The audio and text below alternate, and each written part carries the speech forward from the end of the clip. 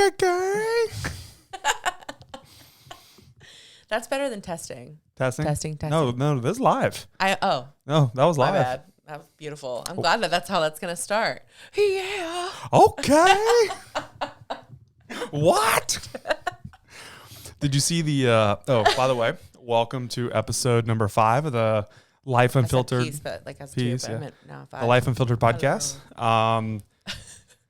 Did you see the Instagram reels? I mean, obviously the Usher ones are going crazy. They're great. Have you seen the ones where it's like you invite your friend to dance on the dance floor and doesn't want to, and it's just Little John just like doing this on the side? Oh my god! Because everybody's dancing, and I love that he just like skirted past those people on skates who are doing full choreography, probably been practicing for months on those skates. He just like walked by, he's like, that's it. That's all you're gonna get. Yep, I thought. Well, he does a lot of yelling, obviously. So for those that's of you, his contribution. For those of you of our age bracket, yeah, maybe more. When you see these words, do you say yeah, yeah, what, or okay, or do you say them like we've all heard them? Yeah. If I were to see that, I'd first read it, and then my brain would tick in, I think, and be like, you got to sing, Maggie. Yeah. Yeah, I mean, especially when you see them. What? Okay. You just have to do it. You do. We do it on the golf course. We Do you really? Yeah, I mean, whenever you make birdies. I think whenever I say yeah, I think of the song, and then I say it in my brain. Could you imagine being so influential and impactful that the word yeah? Right? I know. And the thought that like that jam start, the dun, dun, dun, dun, you hear it and you're like, wait. Oh, you know. It's right up there with the Juvenile song. Back that ass up. You know what I'm talking about, right? You made me say it. You looked at me like you didn't know, and frankly, your knowledge on music is not vast. So it's not. I felt like I might need to explain it. That guy on Instagram you sent me today who could like name the Beatles song. Yeah. I knew you had no idea who that was. I had no idea who he was, and I didn't know most of the songs. But I mean, it was pretty impressive. Yeah. Like 1 second. Jack White. But he's probably practiced that too. Like that's not the first time he's ever. He's extremely talented. Yeah. From the White Stripes, the band. Also, you don't know. No That's clue. okay. I think he plays like probably every instrument or can. Like if you gave him a harp, he'd probably just rip it. Be legit. It's kind of like when we went and saw Trombone Shorty in Columbia. Remember they did it? And they all passed. Every single one of them. Every instrument. They played trombone, piano, sax, like every I think to them it's imaginable. like a flow state and like a language for them. Like it is just like talking or no, but when you easy. But when you go from horn to like a woodwind and you have to use a reed, it's not like I played trombone and was very good, by the way. And which makes no sense that you don't have any sort of connection to music. I think you would if you plugged back in. No. I like music. I just don't retain the names of music. It's not that I don't like music. I'm not that strange person who just hates music and never wants to listen to it. You say I'm not a music person. I'm not, because there's no space in my brain for the name of the song and the artist to retain it. I just listen to it, and that's it. Like it's okay, cool. Or like today we were in the gym. My trainer's like, I wish I had a better song for you, like because it was just the music playing in the gym. I was like, bro, I don't even hear it. That's wild. I couldn't even tell you what song it was. I'll be like, I can't stay here because this music is terrible. No. But so anyways, that's kind of like y'all made me suffer through Morgan Wallen in the car. Dude, talk about that. That was horrible. Talk about that. No. It's the worst experience of my life so far. And don't say y'all made me suffer. No, y'all did. Everybody was singing it. Because we know it, but I had nothing to do with it being played in our car. Penelope went to her first sleepover, and she did excellent. Probably better than I did, because I kept checking the little app on her Garmin watch to see if she was messaging me. But she wasn't. She had a great time. She was brave. The mom who threw this for her daughter was also brave for throwing it. Although they only had like 6 kids, and that seemed right. Yeah, and I think that was including like her daughter. Her daughters, yeah, 'cause she had 3 daughters. But Penelope wanted us to play this song. What's it called? Last Night? Last Night. Because our daughters like to request music in the car. In the car. Specific, and she's very good. She's very good at knowing the names. Yeah. She knows more names of songs than I do. Yeah. And I was like, who sings that? And then I clicked it. No, she's. She didn't know it was Morgan Wallen, That's right. did she? No, she didn't know that. No, she said, just play the song Last Night. And I was like, okay. And I'm thinking it's like, maybe it's one of those other ones like by Bella Hadid or something. Like like that XOX song she likes. Yeah. And I'm like, oh, it's probably some like kid, somebody. And it shows up Morgan Wallen. I'm like, no. Who taught you this? And she's like, oh, Miss Erin played it for us at the sleepover. And I was like, I'm gonna text her. I'll text her, what did you expose my child to? And this is from the car that plays, you know, trap music every morning. I mean, we are waking up with yeah, okay, and what? I mean, you're not waking up with any of that. No, I mean, you take them to school. But if I'm picking them up or taking them at a random time, we're listening to what Mama wants to listen to, which is going to be some Doja Cat or what somebody else. Maybe sometimes some Harry Styles. I still like that album. But the fact that she wanted us to play, I mean, it's awful. His accent feels like we're fixing. Last night I let the liquor talk. It's like we're fixing to commit a hate crime. That's what it feels like. It feels like people listen to that before they're going to go storm the Capitol. Like, we're going to get it done. America first. Like, it really, truly feels like that's where we're going. And I'm like, I don't want this. But we listened to it. And then, unfortunately, it's quite catchy, so it got stuck in my head. It's a good rhythm. It's the rhythm. I think it's the beat part. But as soon as I try to sing it in his accent, I'm like, nope, can't sing it anymore. My head's like, we're going to play something else. No, we listened to the whole song as we pulled in the driveway. It was really bad. And I just, to make it. So happy to come home. To make it worse, I just turned it up as loud as I could. And then when I got in the car this morning, because Spotify will be like, when my CarPlay connects, it's like, play more Morgan Wallen. I was like, no, delete, remove from playlist. And I'm like, no, I'm going to screw up my algorithm now because I love the Discover Weekly thing that Spotify has. And sometimes I learn like new artists that I haven't heard before. Have you done the DJ yet? The AI DJ? Oh, yeah. Love the AI DJ. So I didn't realize it was like an actual, like, it would almost be like a DJ talking about it too. Yeah. So we were playing the golf tournament and, 10 hours on the golf course over a weekend. There's a lot of music played. Yeah. And you kind of go through playlists and different genres and usually I just let the people Suffer playing through with. country music. No, we play some country. We played all type. For 10 hours of golf, you have to listen to all types. Okay. And so towards the last like 3 holes, we were kind of out of like who we wanted to listen to. And so I saw something said that try the new AI Spotify DJ and it'll DJ, I guess. And so I played it and he kind of said something for a minute and then played a song. And then next thing you know, like somebody's hitting a shot and the DJ starts like DJing it. And I was like, he starts talking. He's like, over the music? No, in between songs, like a DJ would. Oh yeah, sometimes he does like creep in after like 4 or 5 songs, and it's like, hey, I'm gonna switch it up for this vibe. You play this a lot on Wednesdays or whatever. Yeah. And I felt bad because like, dude, man's hitting a shot. Next thing you know, DJ's like, or so, burr, burr, burr, burr. You're like, oh shit. Fortunately, we were all out of the tournament, so it wasn't like it was a big deal. But first time I was seeing it, wasn't too bad. I would think it'd be funny with yours because you play a lot of the girls' songs. Like your wrap up was always like Frozen and Coco Melon. But I will tell you that I have played or have told people that because it is you and the girls dominate my Spotify. And if usually from the car together, it's your Spotify. But my Spotify is pretty much podcasts. Yeah. Is the main thing I listen to. And then or white noise. Not anymore. I know, but it would be funny if it came up with just like white noise sound machine. And then like whatever those two on golf. But there have been some songs that have played that have been fairly inappropriate. Like Big Dick Energy. No. For me telling somebody this is my daughter's playlist. This is my 7-year-old's playlist. And one of my friends, like it was like the first time that I really got to know this person. And we're good friends now. And we're in the golf cart together. And he's like, and I always have the speaker. For the person who doesn't know that much about music, always bring a speaker. I always have my speaker on the golf course. I think you're just concerned about people having a good time. No, well, it's not that. It's more, like when we play golf, like to have fun. Like it's not quiet. It's not we're talking. Like we're telling story. It's not. So for me, the music is just more of a rhythm. I don't really hear the words. It's just kind of a rhythm. But anyways, and I just told him I was like, hey, this is a playlist that like my daughters and wife listen to or something else. And like the third song was Big Dick Energy, and he's like, this is your 7-year-old. Is that Lotto who sings that? No clue. He's like, this is your 7-year-old's playlist. It's like Lotto and the Mariah Carey like backtrack to it. But the funniest thing is like I didn't know the song, and so he says it. I'm like, yeah, and he's like, okay, interesting. And so like I'm listening to it. Oh wait, just kidding. And I'm like, I mean, my kid has probably heard this song. Yeah, that for sure. Yeah. I try not to play that because it's like that's not really that entertaining for a 7-year-old. But like there's some words and like Lizzo songs that you can kind of like get through. The best one was still when Evie,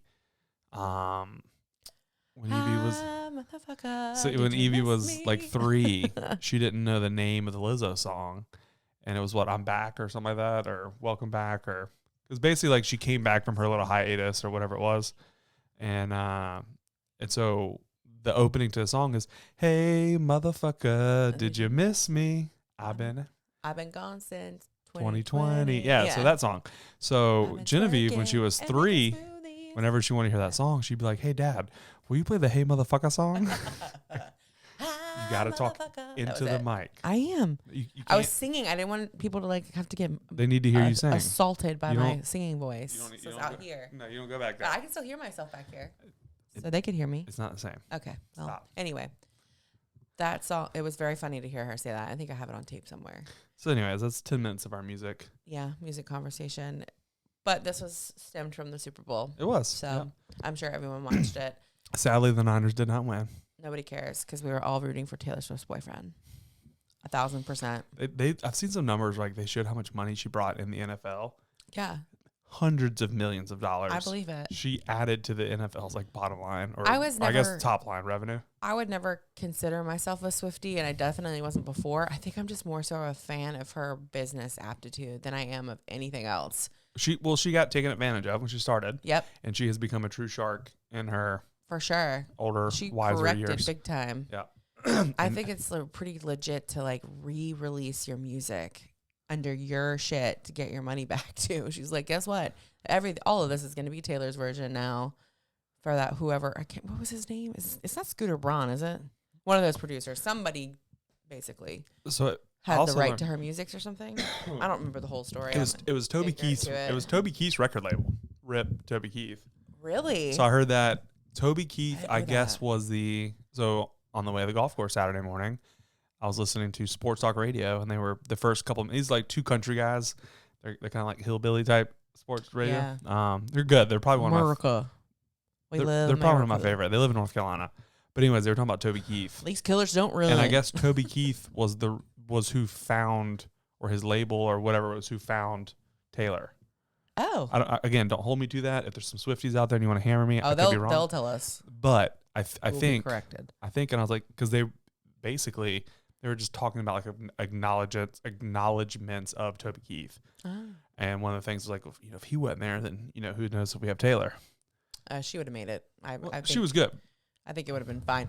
But anyways, I liked watching how many times they panned to her just to see.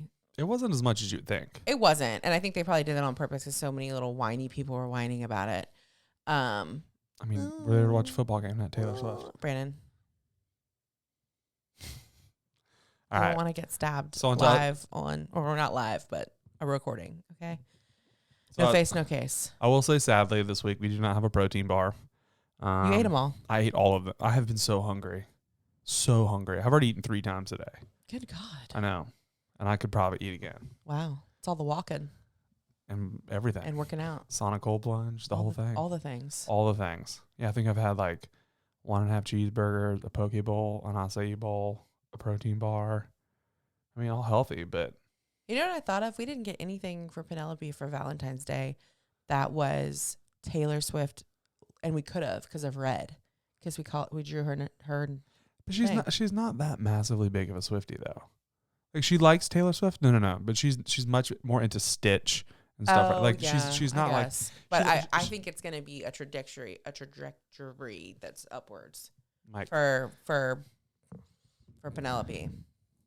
And it might as she gets older, because right now she's Stitch, all in Stitch. Yeah, which is so strange because I think we've only watched the movie like twice. No, she's seen it like 8 times. Really? Yeah. That came out of left field for me. I don't really understand the liking of this weird character, but I'm down for it. I don't It's really cute. get it. He's what? An alien, I know that, but he's she calls him like. an antagonist. No, he has a different name. His real name. Oh, I don't know. He's like experiment something. Oh yeah, he has a number. Yeah. So, but Well, anyway, that'll be fun if our plan for spring break still unfolds. Well, she'll really enjoy that at Disney then. and then on to some business news. Okay. Our house Manderley that we put on the market fell out of contract. Yep. Womp womp. And so, but Maggie, being the diligent agent that she was, Look at me. went back to talk to all the people who were really interested in it, and it never went back on the market. Nope. And we actually ended up getting a better offer. Yeah. And so I think at the end of the day, we're already through repair addendum, and I have a rough idea what it's going to cost. I think we're going to end up netting more money than the previous offer, even after the repair addendum, which is great. Yeah. And the reason that we're sharing this is not, anything other than for those of you who are selling your house, flipping, not flipping, whatever. And this is kind of like an X factor that we have tried to adopt into our business. And there's no way to track it or judge it. It solely is based on the agent talking to the agent, talking to the buyer, is finding out if the people really love the house. Yeah. I mean, they just have to be emotionally attached. And a good bit of that feedback is when the people walk it and they start talking about where they're going to put their furniture, or like, oh my God, when the sellers, the buyer's client will say like, oh, they're already talking about where they want to use their office, or they're excited that, the furniture they've been looking at buying is going to fit in this big living room. When they start talking about that, then you know that they're already envisioning themselves in the space and they actually like it. Yeah. And so like an example of that is we went under contract with these new buyers. And sometimes like you'll be quick to rush. People try to rush you. And what we have learned, if somebody really likes the house, the deadlines doesn't mean shit. Yeah. So y'all can do that, hurried, make a decision by 5:00 all you want, but we're going to make it on our own time. Correct. And if you really want it, you'll be there. Yep.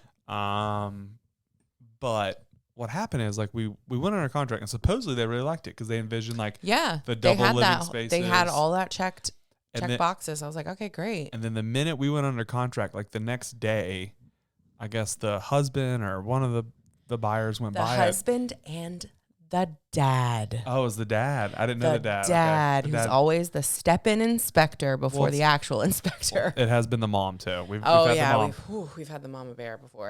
But what happened is he sent us pictures, and this is like some wood rot. It is the South, and most homes, and like as a flipper, if you try to fix 100% of the home, and I've probably shared this, you will never get the home on the market. You'll never be able to fix 100% of the home. Correct. Anyway. Because it's a living, breathing organism. Things fail. Yep. Like stuff happens.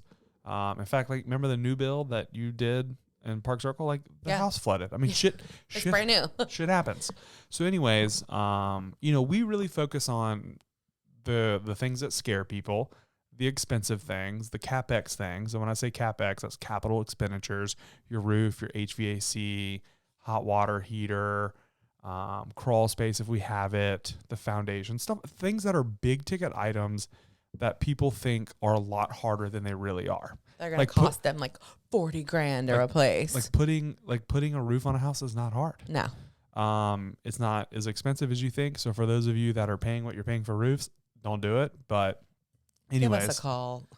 And so again, you as a flipper, as anybody, as a homeowner, you will never have your house 100% perfect. Right. And so like it's okay to have some wood rot on the outside around a window. It's okay to have some wood rot on a door jamb. Like that stuff is super easy to fix. And honestly, it allows the inspector to find some things, because if they find nothing, they're going to start digging even deeper. And they're going to get freaked out. And the other thing is it's a 50-year-old home. It's older than 50 years. What's 1970? It'd be 60. It'd be so what is that? 58 years. 58-year-old home. Yeah. It's going to have some rot. You know what I mean? Well, it's whether it has rot or doesn't have rot. But just the little bit that they showed. And so anyways, he sent a picture of like some of the siding that had rot. And yes, I did know about this. And so what I did is I had it inspected by our termite guy. And I was like, hey, do we have any active termites? Is there anything we need to worry about? The house is CL 100. The house has a termite bond, I believe. And if it doesn't, it's irrelevant. But I had it checked out, and the guy's like, no, this is just like, some water damage, old stuff. And I was like, okay, cool. We're not going to really worry about that. That'll come up on the CL 100, and then we'll fix it then. Yep. And the reason that we do that is like it allows for negotiation. It allows for you to get into a conversation about the house. And again, you would never be done if you fixed everything. So anyways, they took pictures of like some really simple stuff. Yeah. And I was like, hey, are you guys aware of this? Do you plan on fixing it? And I was like, send in your repair addendum. Yeah. Do your inspection and send in your repair request. And so this is something you would like repaired. You should request it. So they inspected it, and they never even sent us a repair addendum or the inspection. Nope. And then refused to sell us the inspection because we wanted to see, like, hey, is there something scary we didn't know about? Right. And sure enough, so the new buyer, and we were very transparent with the new buyer, said, hey, it fell out because of the repair addendum. I can't see it, so I can't tell you exactly why. So we pushed them away. We're like, listen, we're open to negotiating on the repair addendum. Like, if there's something wrong with the house, we're gonna fix it. Yeah, I'm not gonna sell you like a falling apart box. And so we pushed away, and they're like, no, we really love the house, we like the location, blah blah blah. And they were like, they're like, hey, sell us the other person's inspection and we'll just close faster. Yeah. But they wouldn't sell it to us. So we went under with the new house, got more money, quicker close. So we never even changed our closing date. It stayed exactly the same. Yeah. And so they did their inspection, and there was some crawl space stuff. And it really wasn't that bad. No. I think our quote from Low Country Crawl Space was like $3,000, Mm-hmm. which if you've ever done anything in a crawl space, That's cheap. $3,000 is cheap. Yeah. And so, and then there was like a whole bunch of minor things. Like there was can't think of the word, but something in the electrical panel box, basically where the wires run out of the box into the house. There's supposed to be a little rubber gasket. That's the word I was thinking of. There's a gasket missing. And so we got to put a new gasket in. Something with, I think the laundry room, washer, dryer had a slight leak in it. So they want us to put a new box in. I mean, just, it's probably going to cost us total $5,000 or $6,000 to have the whole thing done. Which I think is pretty fair for most transactions on homes that are of that age, like that are going through a repair request. Correct. I think $5,000 is about ballpark what we spend every property, right? I mean, close. We try not to, but yeah, we don't want to, but it's fair. Again, like I'm okay. Like we budget that. We I guess budget for a repair addendum. We budget like $3,000 to $4,000 for repair addendum. Yeah, because there's always gonna be something, and that's my point of like never worry about finishing everything because there's always going to be something. We've only had one house that we've ever done that we did not have a repair addendum on, and that was Madden. And Ted Avenue. Was as is. Well, that was just as is. Yeah. No, Madden literally had an inspection and they saw nothing. They found nothing. Right. No, we've gotten as is properties, but I'm talking about Madden, like, because we rebuilt the house. Oh yeah, that was basically new construction. But what was the funniest thing about that one? Was there was no repair addendum, and then I guess the contractor, the way they installed something, the windows or something, everything was leaking. They didn't do the correct type of overhang for that one front window. And so it never had, and it didn't have gutters. And just the way the roof line, everything lined up, like there was nothing protecting the window from direct water intrusion. And so just basically water just kept coming in through that one window. But they were the ones who had to go out and fix it because they were the general contractor on the project. And they did.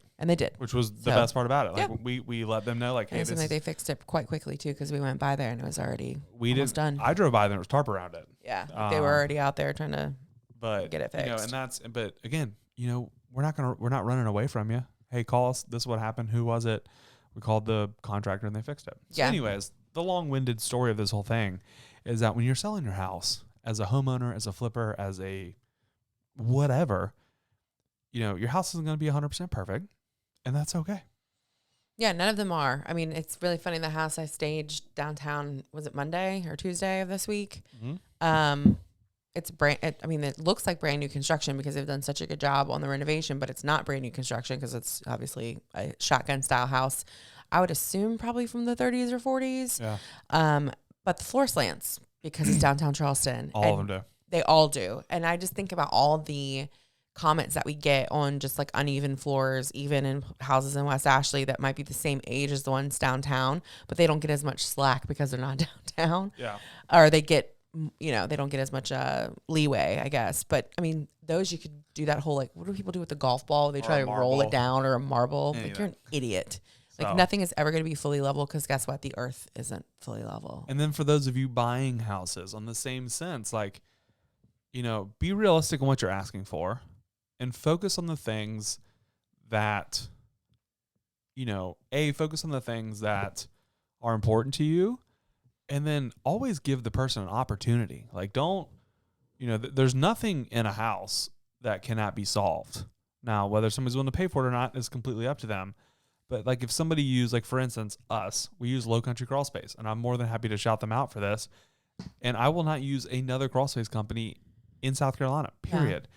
Because the people who did Manderley, Palmetto, Environmental, something in Mount Pleasant, ripped off the homeowners. Previous homeowners. Yeah, they did. And so like to tell you the funniest story about the whole thing is, you know, when I called them to kind of see what was going on, I was like, hey, there's some issues with the encapsulation.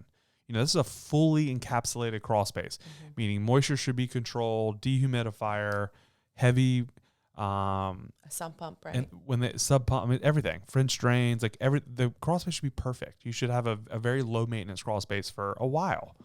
And then while they're doing it, they should also repair any joint. Like they should all be done properly.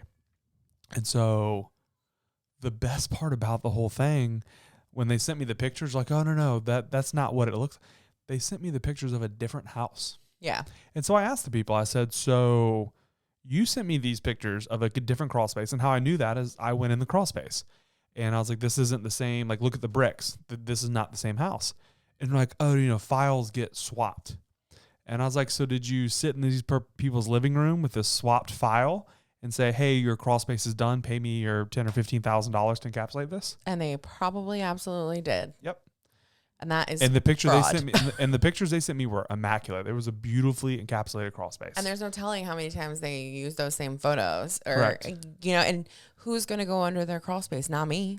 I don't want to be underneath there. So you show me something, I'm like, word, that's great. I'm not going on. Like, I'm not going to go fit in a little hole. Make sure it's what you said it is. They refused to come out and even look at it. They wanted money. They wanted money. Look at it. I had to pay them to come look at it, which is insane. Even though it's warranted, it was only a couple years old. And we had all the paperwork. They knew the file, like everything. And at the end of the day, like, and so we told the new buyers, we're like, hey, this is a shitty company. We won't go with them.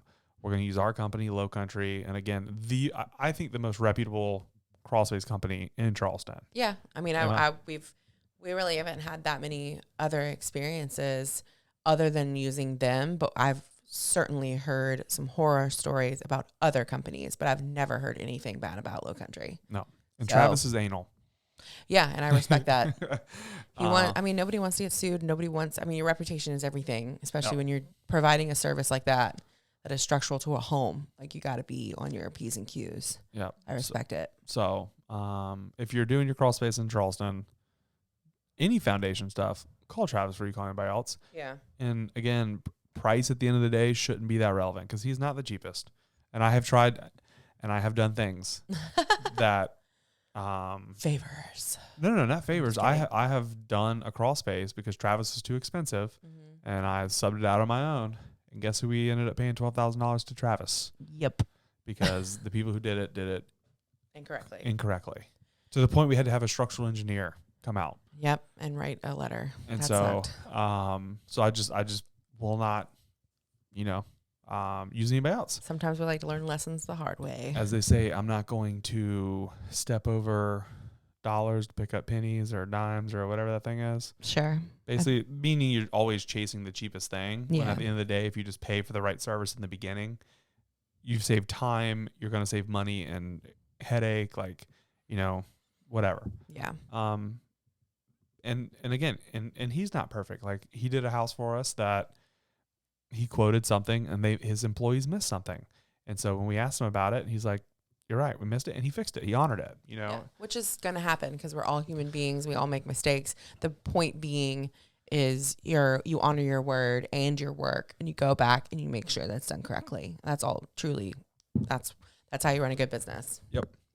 So we're excited about. Is back under contract. We have our little I guess wholesale. I don't know. It's a flip. It's a cosmetic flip. Cold Harbor. Yeah. Looks. It's a flip. Yeah, paint, flooring, stones going in today / tomorrow. New fixtures. Yeah. Hopefully on the market. The 29th of February is our goal. Yep. So if you guys are looking for a little 4-2 ranch in Carolina Bay for 5, maybe right under 5. Yeah. Solar panels, what's cool about these solar panels in the back. Thank God. There's no cosmetic. So you don't have to issue. look at them. Yeah, you don't have to look at them. And kind of where they are, they're not obtrusive. They're not, and they're not a lot of them either. If I was gonna have it, that's where I would want. Yeah. That's where I'd want them. It's on a little pond. Yeah, a little pond view. That's actually quite nice from the master bath. Maybe I would we say. should take Enzo and just put him back there. Maybe the alligator eat him. I think he's too big. Enzo is our Pomeranian, who's basically 100, and he never stops. But part of that is because he's inbred. He has an Uncle Daddy. And we're not really sure how it happened, but your mom's 2 dogs, one of them got together and had puppies. And I ended up with one of them because he was the smallest, whitest, fluffiest little thing. Purse dog. And then he became probably the largest Pomeranian on record. So largest miniature Pomeranian, because there's a regular Pomeranian breed. He is the miniature Pomeranian breed. Correct. Yeah. Correct. So he's supposed to be miniature. There's nothing miniature about him. Because I remember the ones that we had growing up. They were like 6 pounds. They're really small. Yeah. You saw them. Yeah. And I don't know how I ended up with this 11 pounder who's super tall. He's really long legs. But yeah, we could let him go. I think Salem might miss him though, because the cats do, or Salem, one of the cats does like to play with him. Because I think he thinks he's just a big cat. And he does kind of look like a big cat or like a big fox. Kind of looks like a fox. He does. If he would just stop barking incessantly at absolutely everything, he'd be a great dog. Yeah, but he just cannot help himself. You can't take him on a walk because he barks at everything. And people who are afraid of dogs are afraid of him because he looks like an ankle biter. He will tear into your Achilles if you let him have a chance. And he won't. He's never bit a single person. Oh. Even though he's probably been prompted many times from the kids, pulling his hair and stuff when they were babies. He even barks at us every day. Yeah. I'll pull up in the driveway and just loses his shit. I'm like, bro, you know me. Why are you barking? It's insane. So from the Airbnb. Yeah, you could throw him out here. Throw him out there. The alligator probably like, ugh, no thanks. Too fluffy. So from the Airbnb space, what you got going on right now? We finished, obviously Bexley wrapped. I got some cute photos of that I need to post on the gram today. And we're finishing Avery Avenue now, which we're calling the Picasso Pad lovingly. That one's going to be really cool. Is that going to be the name on Airbnb? I think so. I pitched it to Joseph. I think Picasso Pad would be really cool. Yeah, I think it's cute. I love anything that's alliteration. It's my favorite. Makes my brain happy. But we based everything around a really cool Picasso-like painting that a veteran did. My client is also in the reserves. So I think he went to a benefit of some sort for veterans. It was Alzheimer's / dementia. But this individual painted this super large canvas. There's actually 3 of them put together. Yeah. And they're in this Picasso-like style, and he really liked it. It actually fits the space really well because it's this huge wall. And he wanted to keep it in the space. And I was like, I think that's perfect. We'll build around it because a lot of color, every color, primary color that's possibly in there, and tertiary colors, and a lot of black and white. So I was like, we can make this work. I can work around this in the whole space. He's like, really? I was like, yeah. And interesting enough, the owner has a Picasso tattoo. So I ended up buying that print. But you didn't know. But I didn't know until I kind of ran with the theme and kind of submitted my first iteration of the design scope. And he's like, oh, I love this. I have a Picasso tattoo. I was like, what? So just another instance of my weird psychic energy that I emit in these type of instances. But I think it looks super cool. We did a really dope giant chalkboard wall. I like to try and add activities in a lot of my Airbnbs, just because they just add an extra thing for people to do if it's rainy or they're hungover, or it's they're in between times. It's fun for kids, and fun for anybody who likes to doodle, to just do whatever they want on this chalkboard wall. I got every color chalkboard marker known to man for in there. But yeah, it hopefully will be done. I mean, it's pretty much done now. I got to add 2 little pieces of artwork. That fire safety was done yesterday. They passed. And now they're just waiting on their permitting or their final permitting from the city of North Charleston. They'll be good to go. It's really pretty. I think it's going to photograph really well. And I don't know. I enjoy doing the themes. I feel like they catch people's eye. Yeah. They're just something interesting. Everybody can stay at a Holiday Inn. Everyone can stay at someone else's house. But when you put a theme in it, it just kind of gives them that little something extra. It's why boutique hotels do so well. Is because they have a theme. Like there's something about them that's different. But for those that do put a theme in their house, they need the hospitality to go with the theme. Correct. Yeah. It can't just be like you put a good theme out and then let your house run. Because like the chalkboard markers, they're going to run out. They're going to get broken. They're going to get thrown away. They're going to get stolen. They're going to. Yeah. And so they're going to be done in about 6 months, I would say. You need to keep the chalkboard markers. You need to do that stuff so that people can continue to, experience that. So yeah, we have a record player in there too because that's my thing now. I put colorful. You do them all colorful? Usually, yeah. I try to pick a color pop of a record player. This one's bright yellow on a record stand, and they've got like 3 or 4 records in this one. I probably need to get a little bit more, but I told the owner to just head on down to Monster Music, grab you up out of the $5 bin.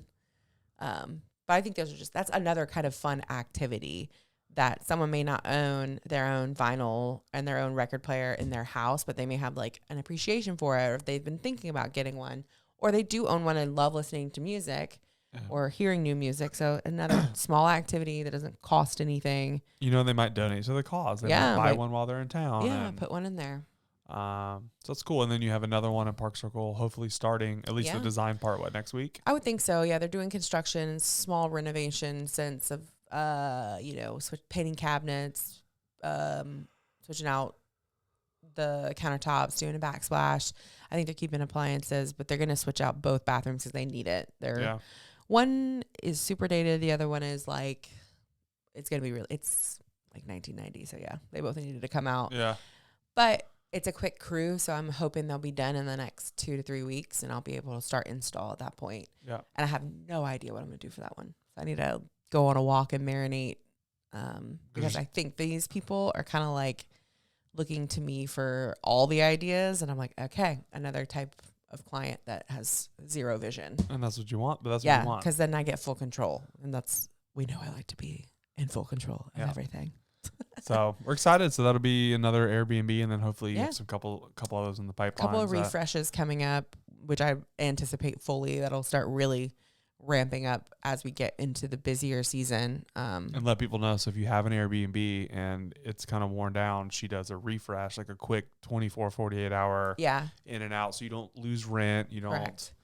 Yeah, they always place me, especially with some of these bigger companies, they place me in between bookings. So if they have a 48-hour window, preferably, I go in and switch out curtains, any sort of dusty, musty, crusty rugs. Pops of color. Add pops of color. Usually throw pillows, the first ones get pulled off, adding throw blankets, adding more art. You don't realize how much art you need. So much. Like, you need a lot more. And people think, well, just put one piece of art on the wall. I'm like, no, that's not going to work. You need more than that.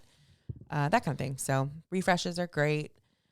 You don't have to miss out on any sort of income. Just throw me in there and I'll be in and out before the guests get there. Yep. Hopefully you'll get that money back real quick in rent. Yeah. Flip, because they're not super expensive. They're not, these aren't like $10,000 budget. Like these are talking like $2,000 to $5,000 at the most. So, and then staging's picking up, which shows you kind of a sign of the market. Oh yeah. A lot earlier than last year. So. Yeah. Well, which means, and so we've always seen like an ebb and flow. If people stop buying properties, you don't really feel the effects of it until months later. Yeah. And so now, 2 years ago when the market got real slow, people, A, I think lost a bunch of money, and B, stopped buying because they didn't know how to underwrite. They were scared. Where now, you're seeing some more flips, you're seeing some more activity. Yeah. So. Yeah, we've got, and once I'm done with this, I'll be leaving to go walk and look at 2 that want to get staged next week. Yeah. And we'll have our own stuff coming up for me to stage. And I like when I get to be able to pull stuff from a property and go to the next one and switch it up a little bit. I'm hoping to have some free time to maybe buy some new pieces. I'm getting tired of my furniture. Maybe sell some off. She's going to sell the whole unit again. Yeah, I might. I mean, I don't know. It's nice having new stuff, and trends change so quickly. Everything's really leaning towards this neutral contemporary vibe, and we're kind of taking our foot off the pedal of mid-century modern, which is sad to me, but I respect it because hopefully the prices of those things will start to fall. Uh, it'll always stay in style because it is such a like conversation piece, and it will be anything that's mid-century modern. But this sort of like neutral contemporary, I think is going to be here for like the next year to 2 years before we get tired of it and start doing something else. But maybe industrial will come back around. That's also quite budget friendly as we keep, like sinking into the recession. And things get more expensive.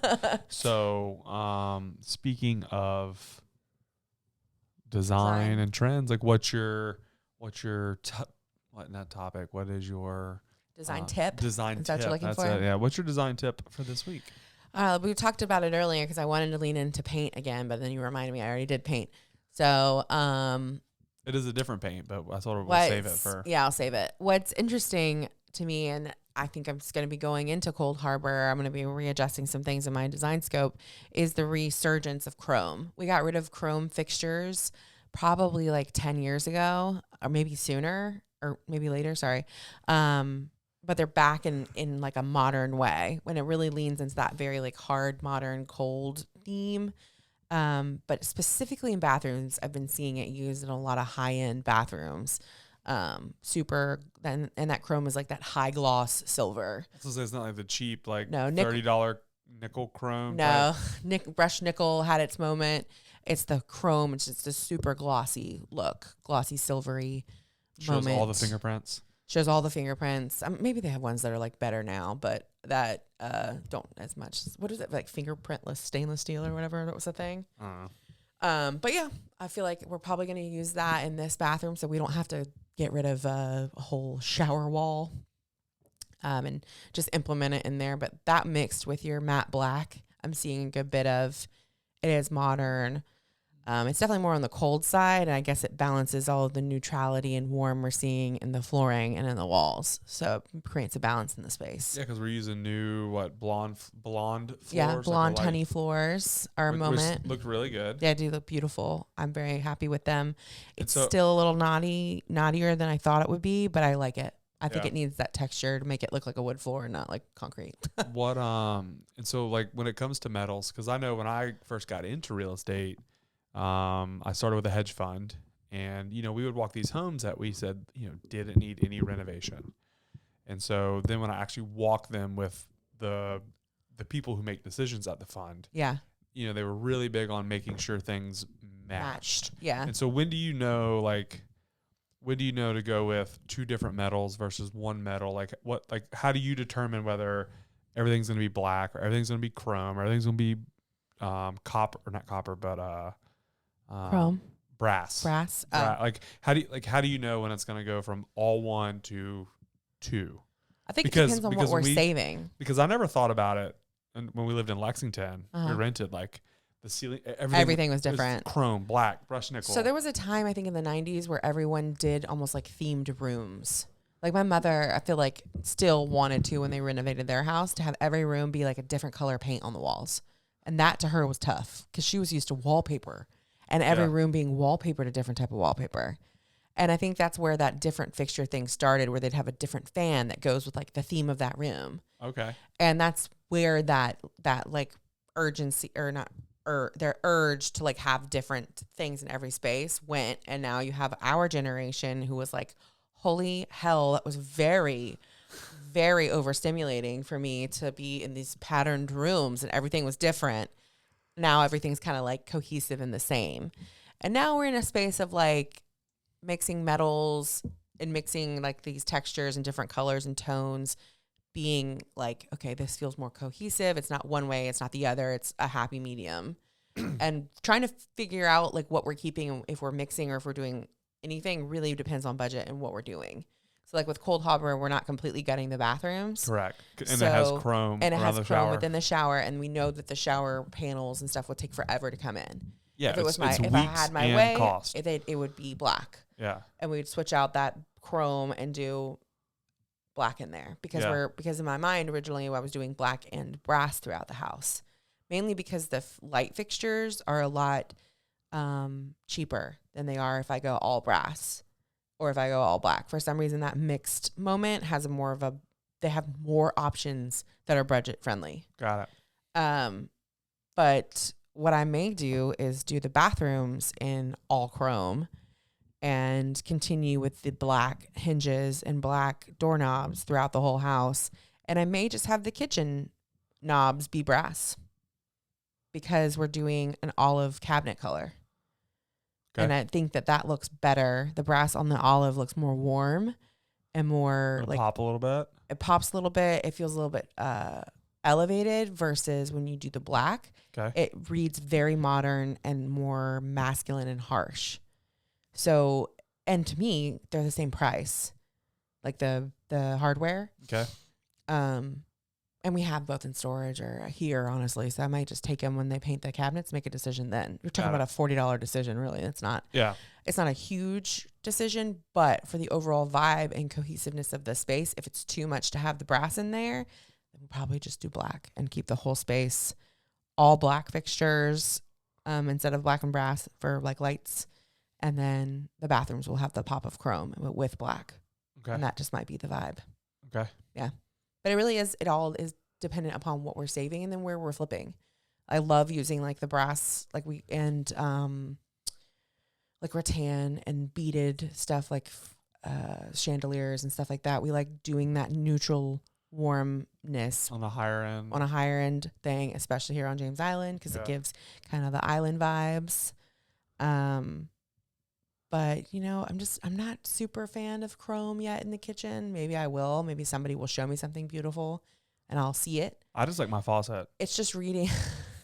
It just still reads really modern and stark and cold to me. And I feel like the vibe, we're moving to a neutral warm zone across the board. So I'm not sure how I'm going to marry the two. Maybe I'm sure there's a way. I'm sure I'll figure it out. Maybe it's probably with that natural wood cabinet as a lower with like a really loud marble top and then white as an upper cabinet, maybe. Marble top, you mean like quartz? Yeah. We're not putting marble. No, marble countertops are terrible. Yeah, engineered marble like the quartz Carrera that looks like marble but isn't because it doesn't stain. It's not porous. I don't think people buy marble anymore. If they do, they're brave. I'm sure they do. That shit is expensive and it stains. I'm sure they do. Sure they do. So that was really good little deep dive into some design think so. stuff. I mean, I could talk about it, but I'm sure people are asleep now. I did yawn a couple times. It's important though. I will say it was not important to me 5 years ago. And you still have your moments. Why do we need this? I still have my moments. And I just look at you and I'm like, I'm not sure why I have to say this again. I'm not saying that 100% of all of them have always had to be done, but I would put it in like the 90%. Yeah. Like we're doing a feature wall like in the master at this house, and we're doing board and batten in the entryway. Because it's a HOA suburb track home, cookie cutter track home, and so they have zero personality. Again, it's just walking into and if you did the brown or honey floor, whatever you want to call them, if you did the light floors and white walls and white cabinets, and like it would just look like every other house. Especially it would look like every other house being built right now. Correct. Because it would have the base level of what new construction down the street on Sanders Road is going to be throwing up. Correct. Maybe right there. And a cool feature you did, which I thought it was going to be more difficult than it was. It turned out to be very simple. And our stone guy actually did it for us. Yeah. Was it had like a bar. The raised bar. Like a 4.5 foot height bar, 5 foot. And we just cut it down. It's made it flat, and so now we have an overhang where you can sit at it, and it does look. It makes the kitchen more open, makes everything more flowy. Yeah, it updates it. It's like a small little baby facelift because those raised top bars are very dated now. People do not put them in homes. It tells the age of the home. Got it. Quickly. Got it. And so now that we're all like one even thing, I'm like, oh, that's updated. It looks better and. Cool. Yeah. Not a lot of people don't want those tall ass bar stools. Like we want to just sit like we're sitting in a regular chair, 24 inches. Yeah. And then it's got a fireplace, put a little pop of color on the fireplace. Yeah. Probably tile around it, do something really modern. But yeah, so I mean, that's our, we want to stand out because you can't do anything on the outside. No, the Because HOA will be Karen and we're not doing Sharon and whoever else who rides around all day. We're going with a black shutter and pretty traditional color door, like nothing where we need HOA approval, because if you do flip in HOA neighborhoods and you want to touch the outside of a house, you have to have everything approved, and which can slow everything down. And even if like you don't touch things, they still want to yell at you, like the house we did in Goose Creek when they were yelling at us about other stuff. So they'll find something. It's always a way to increase the value, make it stand out, and then just have it be different. Have it be. I think it shows that we care. So if someone is buying a house, they know for sure that's been renovated. If they have brains, they'll put 2 and 2 and be like, oh, this is an LLC who did this. So it's a flip.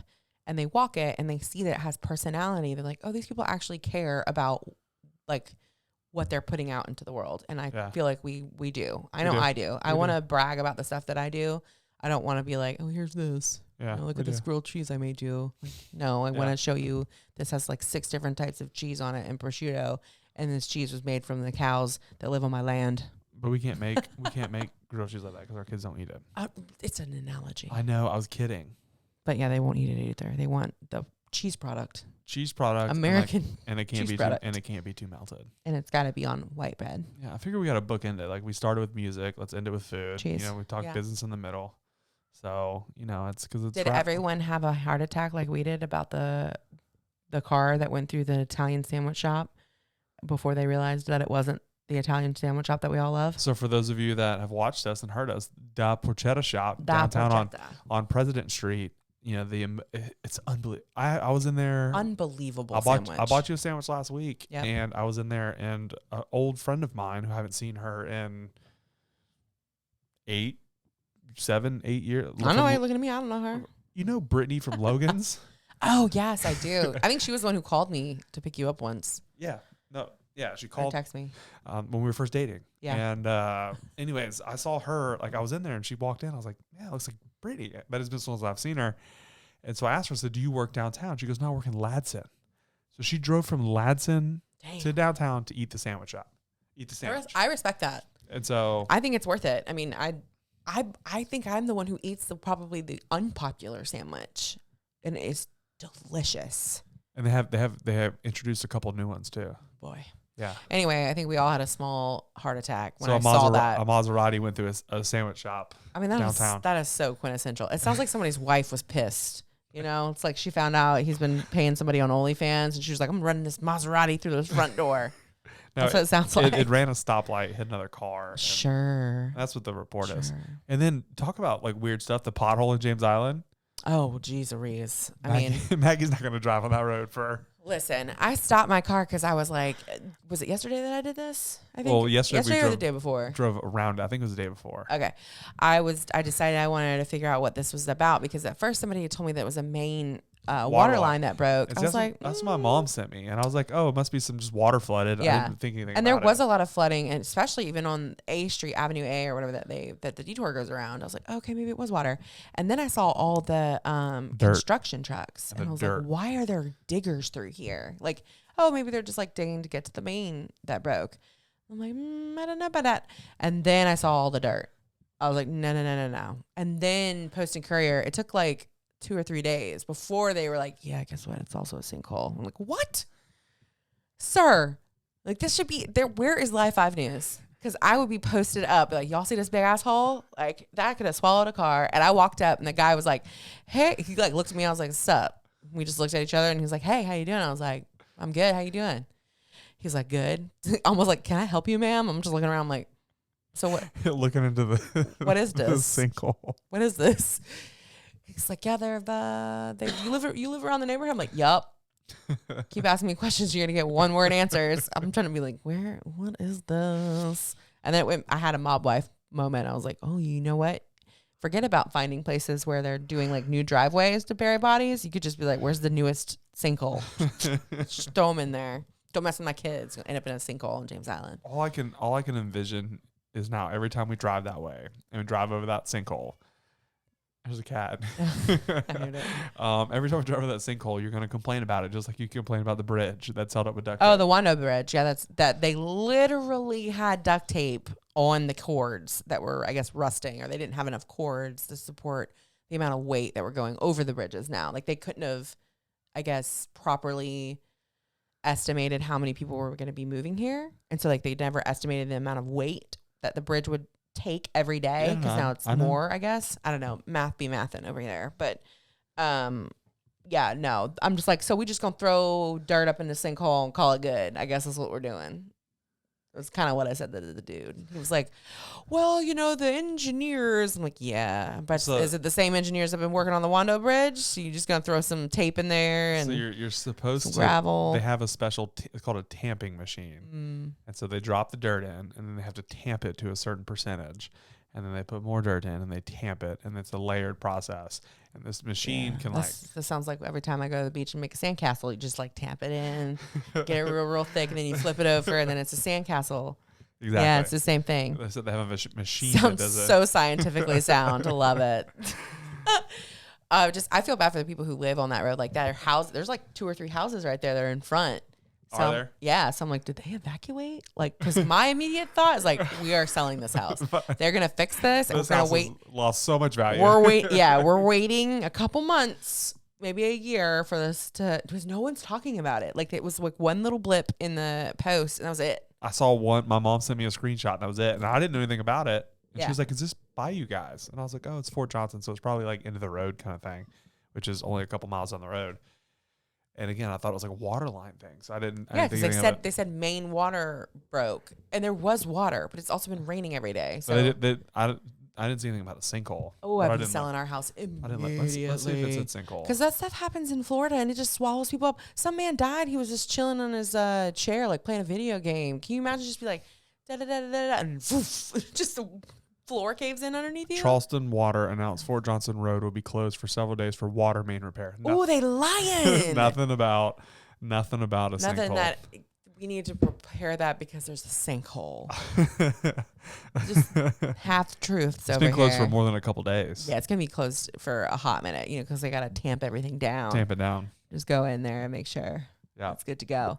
Like no concrete, nothing, just dirt. Just hoping. Well, it's under it. It's tamped down. Concrete and prayers. All right. All right. On that, you guys have a good one. Thank you for watching. Leave your comments below. Please subscribe. Smash that like button. Bye.